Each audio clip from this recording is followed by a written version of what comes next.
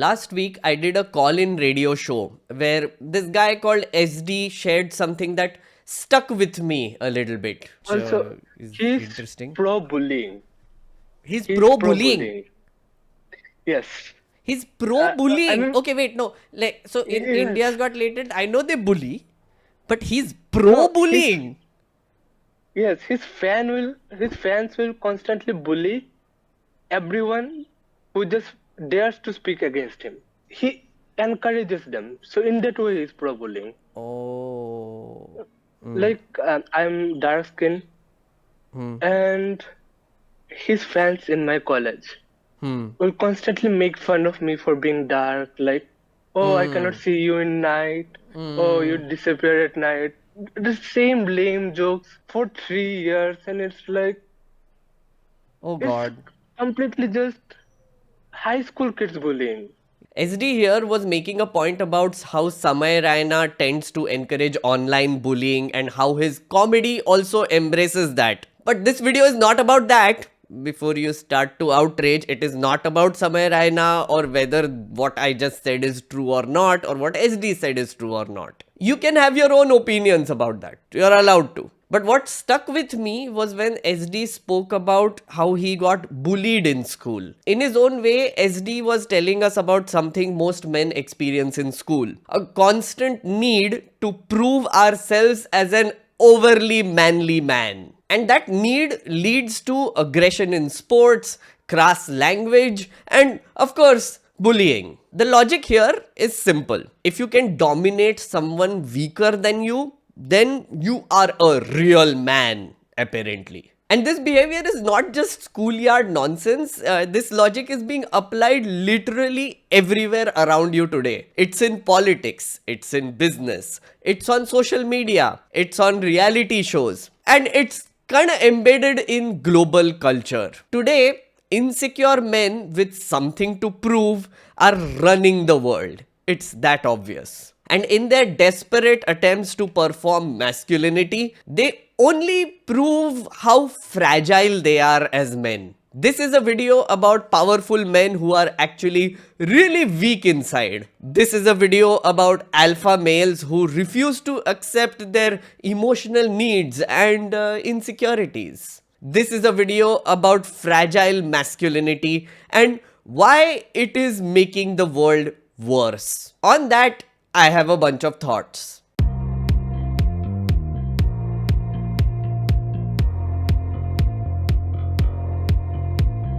Okay, before I introduce you to some overly manly men and what they have been up to in the world, I need to build a framework in your head, a basic understanding of what we are going to talk about in this video. You've probably heard of this term toxic masculinity being thrown around lately a lot. It's the whole idea of how men approach society by saying stuff like, Men don't cry. Men aren't weak.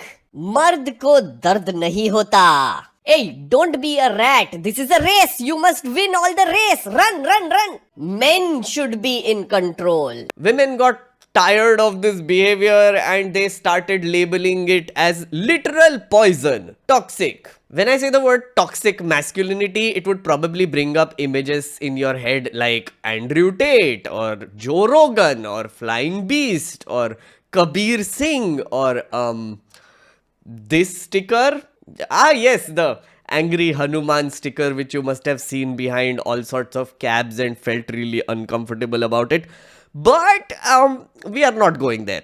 No, we are not going there. There are enough living men to use as examples about toxic masculinity. But I want to replace this term with something else. I feel like that makes a lot more sense to me. Fragile masculinity. While toxic masculinity points towards aggression, domination, and controlling behavior in general, fragile masculinity is about the need for men to constantly prove themselves and their masculinity in the public arena. Fragile masculinity is about how real men can never relax. He is always out to prove his manhood in relationships at office, at school, or on social media.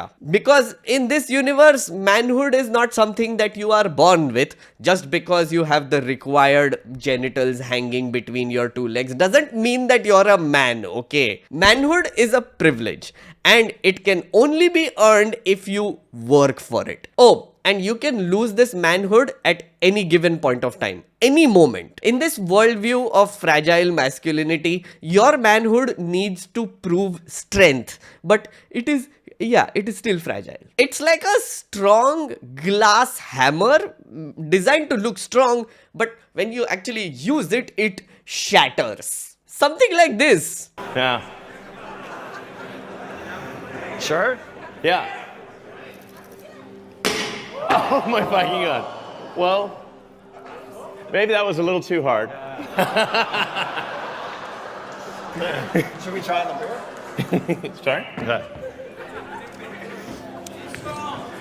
It didn't go through. Let's So that's a plus side. Let's try the Right? beer. Try that one? Really? Okay. Sure. Oh, man. It didn't go through. So this fragile form of masculinity tends to drive men to do stupid things. For instance, men need to win every argument by screaming very loudly. Nuanced debate is for the weak. प्रमाण दिखाओ मुझे आप कैसे लड़ रहे हैं संजय? प्रमाण दिखाओ मुझे प्रमाण दिखाओ प्रमाण मैं दिखाता हूँ प्रमाण मेरे पास है और प्रमाण ये है कि रिया चक्रवर्ती के व्हाट्सएप कन्वर्सेशन मेरे पास है अरे रिया चक्रवर्ती बोलती है ड्रग दो ड्रग दो ड्रग दो ड्रग दो It's about how men freak the f out when they are disrespected. 1 minute, calm down. Okay. 1 minute. Ashutosh जी, तबीयत खराब हो जाएगी. 1 minute. तबीयत नहीं खराब है बोलिए मत चुप रहो अच्छा ठीक है. तो बॉडी का 1 minute. आनंद. 10 वोट नहीं ले पाया व्हाट आर यू 1 minute. अच्छा 1 minute. Stop shouting I am not your dad And if nothing works, they compensate with a display of violence, aggression, and sort of fake toughness.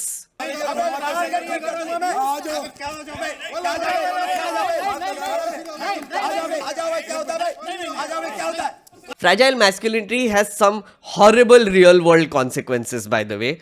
This is not a joke, it's literally killing men. On average, over the past 8 years, more than 1 lakh men have died by suicide each year, compared to 43,000 women. The rate of suicide for men is 14.2 per 1 lakh male population, while for women, it is 6.6 per 1 lakh female population. Men are 3 times more likely than women to die by suicide in India.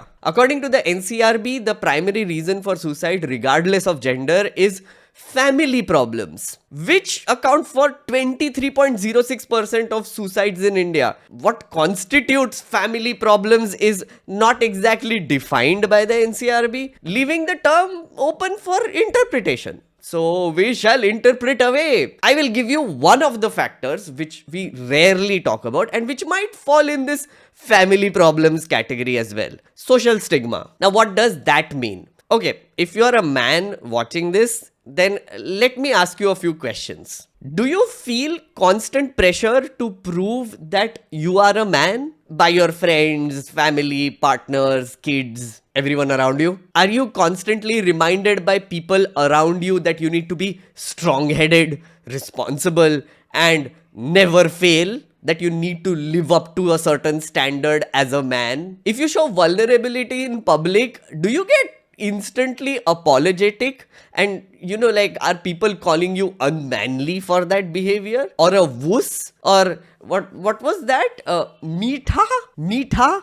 Yes, there was one commenter who called me that and I had no idea and actually thought he was calling me sweet. But turns out one of my friends told me that this manly commenter wants me to prove my manhood and stop being meetha. Basically, if you want to be a man, you need to be kadwa, I guess. Whatever that means. Anyway, have you as a man been avoiding seeking help or talking about any of this because you're scared that society will judge you for not being man enough, for being tough enough? Yeah.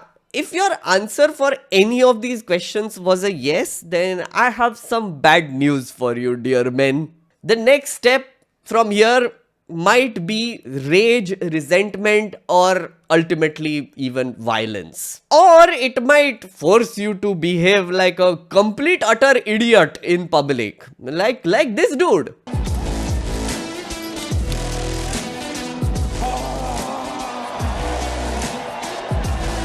This is the chainsaw for bureaucracy.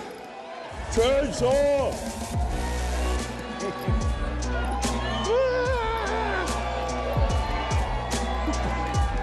Seriously, what the actual is he doing? Tell me that. Now think about this. This Elon is the richest man in the world, is practically a shadow president to Donald Trump at this point of time. And yet, he feels the need to do stuff like this. Why? Why does he feel the need to do stuff like this? That's because he is the...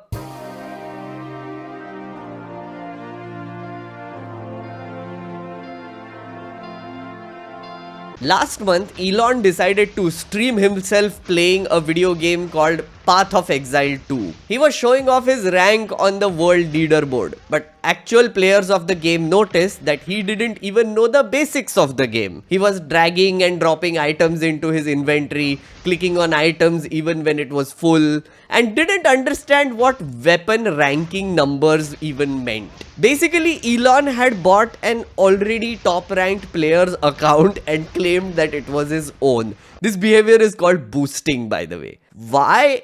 Again, I ask, why did he feel the need to do this? Why is the world's most richest man so desperate to prove his worth to a niche bunch of gamers? People who play Path of Exile 2. I mean, think about it. The people who actually play that game and are on the leaderboards do nothing else in their life. Trust me, I've played it. You have to spend hours and hours and hours just doing and grinding and just do that. So why does it matter to Elon Musk what a half-elf rogue character called Lick My 2022 in a fantasy world actually thinks about him? The answer is Elon Musk is probably the most insecure man on the planet right now. I know. I'll come to our guy also. हमारा भी है एक patience. वो थोड़ा अलग case है, थोड़ा evolved case है.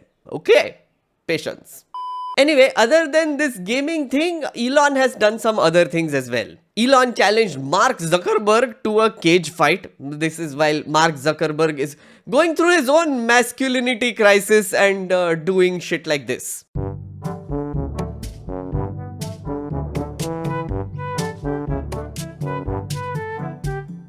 Elon has started a war against DEI initiatives. Basically, he wants to make it okay for white American dudes to bully other people and show them their place in society. Because that's what real men do, right? Elon has restricted tweets by one of his ex-wives, Grimes, who was trying to get in touch with him because his own son had to go through some medical procedure. The poor woman had to go to Twitter, a platform that he owns, to even tell him that her son is sick, his son is sick. And of course, there's the chainsaw thing. Chainsaw to bureaucracy. Basically, at this point of time, Elon is a gift that keeps giving. Every single day, he does something absolutely ridiculous. He wants to be seen as an alpha male, but he cries over usage of pronouns for some reason. He wants to be a free speech absolutist, except when people are making fun of him and cracking jokes on his behalf. He wants to be seen as a genius, but then he goes on to call an astronaut the R word after he is called out for spreading misinformation about that astronaut and his colleagues in the International Space Station. What is this world we are living in now? Today, we live in a world where millions of young men look up to this guy because he is successful, he is rich, he is going to take us to Mars. They see Elon as their strong, independent, no-nonsense genius role model / leader. They see him as the guy who owns the libs, who fights against the weak, who doesn't care about feelings and just does what he has to. But what people don't see is that Elon is actually a fragile, insecure man who is constantly, desperately trying to win their approval by proving his masculinity in public. in really stupid ways. So Elon Musk has admitted that he has been bullied as a kid as well. He was constantly told that he is small and insignificant. Other kids followed him home and threw soda cans at him. That's absolutely sad. But then he's just decided to continue that cycle of bullying and violence. At the beginning of his career, when he was co-founder of PayPal, he looked like this. Remember? Yeah? So at some point, someone must have shamed him for how he looks, made him deeply uncomfortable. So he obviously spent money then to look like this. Yeah, clearly this man has issues, and since he's the richest man on the planet, he can do everything he wants except go to therapy. You see, Elon Musk's fragile masculinity, his need to prove his manhood, pokes him into doing all this nonsense. But thank God he's not Indian. No, seriously, thank God. Because guys, I have to tell you this, I have to say this. Our fragile masculinity has evolved. It's like a Pokemon that has evolved. It takes a very, very dark, depressing form in India. It's called...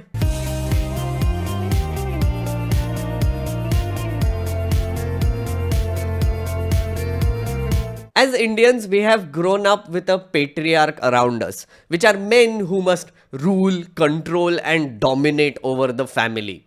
The patriarch cannot be questioned. They will be the keeper of traditions. They will be judgy all the time and would have extensive opinions about your conduct and how you should live your life. According to Pew Research, 64% Indians agree that a wife must obey her husband, and 56% agree that men should get preference for jobs over women. This is what patriarchy does to society, oppresses others in the family and dominate their choices. While I agree that women face most of the brunt, there is no denying that, I think it's time to also talk about the other men in the family that face the brunt of the ultimate patriarch as well. Simply put, these patriarchs are insecure men who need to prove their dominance over others. They will be the ones who will give final word during family meetings, have a lot of political opinions in WhatsApp groups, and always deliver them with a sense of finality. If you argue with them back, they will be like,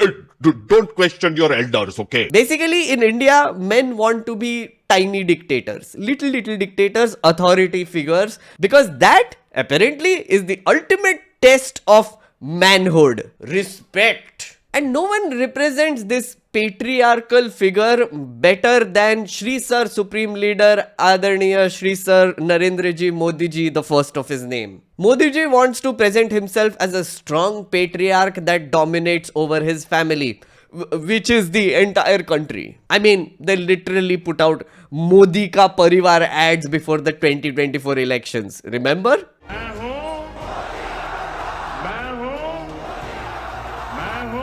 मैं मोदी का परिवार हूँ, मैं मोदी का परिवार हूँ, मैं मोदी का परिवार हूँ, मैं मोदी का परिवार हूँ. Here are a few other things our ultimate patriarch Modi Ji does to show his overly manly manness. Modi Ji apparently has a 56-inch chest. There are numerous times that he attended army-related events in army-related attire.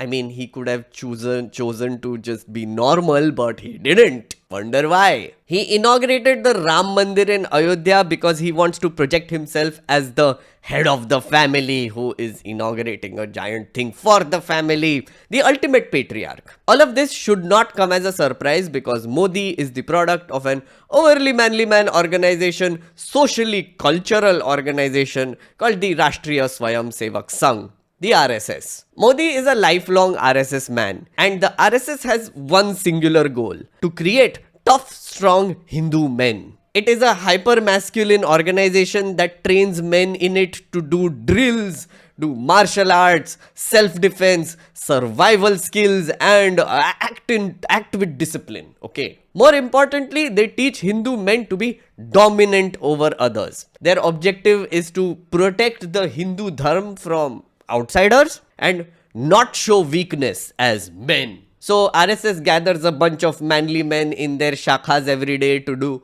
activities like this.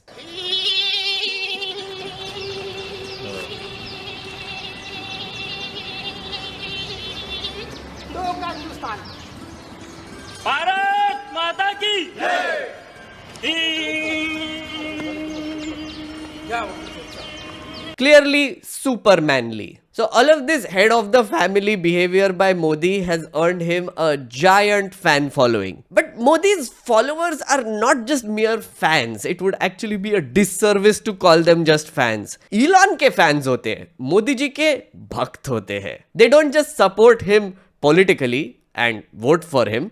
They worship him and hail him as their father figure, someone who has to be respected and worshipped. There is an element of blind devotion towards Modi which is simply unbeatable, which actually makes him unbeatable. This is also a form of fragile masculinity, but it's special because while Elon's fans might actually relate to Elon for his masculinity and because he's like, so yeah, gaming, oh, whatever. For Modi's fans, it is not like that. For Modi's fans, it's always like, oh, we are the weak men who need to aspire to be like our family patriarch, Shri Sir Supreme Leader Adarniya Modi ji. Modi ji's fragile masculinity, it might be at the core of his personality, but it has this layer of holiness. And that, my friends, leads to some dark real world consequences. On this, I have a bunch of thoughts.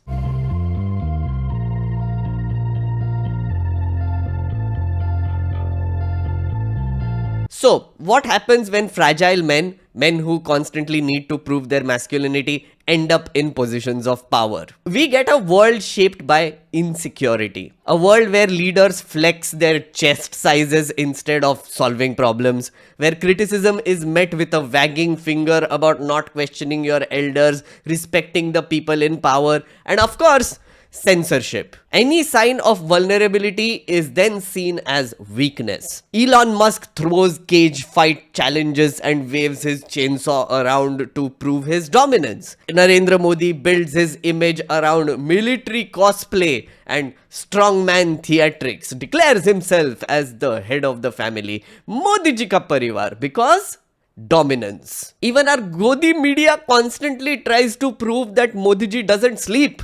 He never tires and is constantly working hard for the country. Like your typical dad figure who goes to work, works hard and brings home the roti sabzi. Completely ignoring the fact that the woman in the house is making the roti, but that's beside the point, right? Both of these men I mentioned control speech, crush dissent and surround themselves with yes men who worship their strength. Currently, in today's age, men like them are seen as examples of manliness and success. There are a lot of young men out there who are fans or worship fragile men like this. If you happen to be one of those people who likes, I don't know, Joe Rogan or Andrew Tate or who else is there? Leave names in the comment below. Anyway, if you happen to be one of those people, I need to talk to you directly.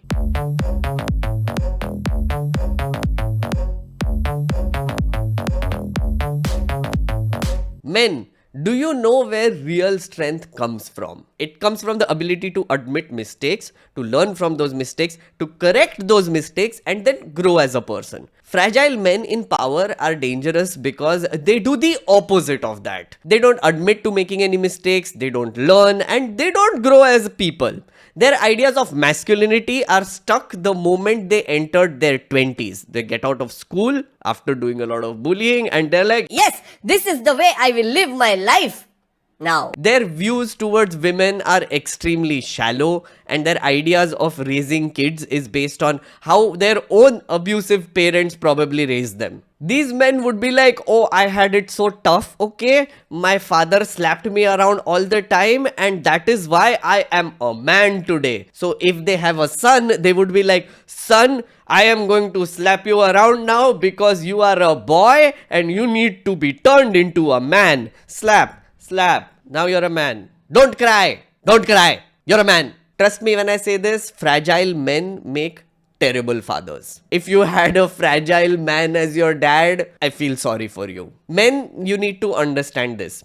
Fragile masculinity is like fertilizer for a giant tree called authoritarianism. Think about how leaders react to different situations. For instance, what happens when a comedian cracks an uncomfortable joke that makes fun of a leader? A secure, strong leader will take the joke, welcome it, even laugh at it with his followers, and then move on. Because honestly, there are better things to do than care about a silly little joke, right? An insecure leader will censor the comedian, and their fans will get offended on their behalf. Then they would be encouraged to file FIRs, they would ban criticism, block Twitter accounts. Because a joke exposes their weakness and challenges their fragile manhood. Another example, how does a leader deal with his colleagues? A secure, strong leader surrounds himself with smart critics, encourages them to point out flaws in the administration, and delegates responsibilities. He also trusts his subordinates and colleagues to just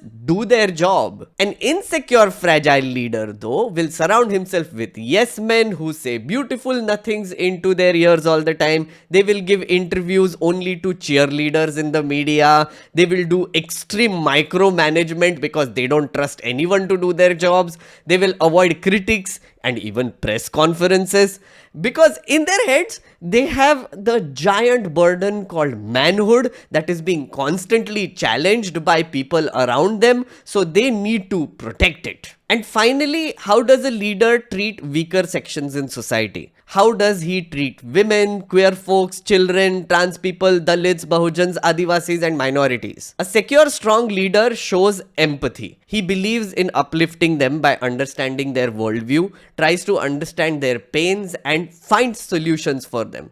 He uses his power to protect their rights and help them live with dignity. An insecure, fragile leader, though, turns into a bully. He will mock the opposition. वो देख वो पप्पू है ना पप्पू कैसी बचकानी हरकतें करता है. He's not a real man. He's a बच्चा. He's stupid. He's such a stupid nonsense not manly man. Look at me, 56 inch. They also stir up fear. I will protect you from everybody who is coming after you. Who is coming after you? All of the other people who are not like you are coming after you, and I and my 56 inch will protect you. Protect. They declare the weaker sections as people who are bringing the whole society down, how they are not working hard enough, how they are criminals, enemies, and traitors. You see, fragile men don't just create toxic workplaces or toxic families, they create toxic environments and societies.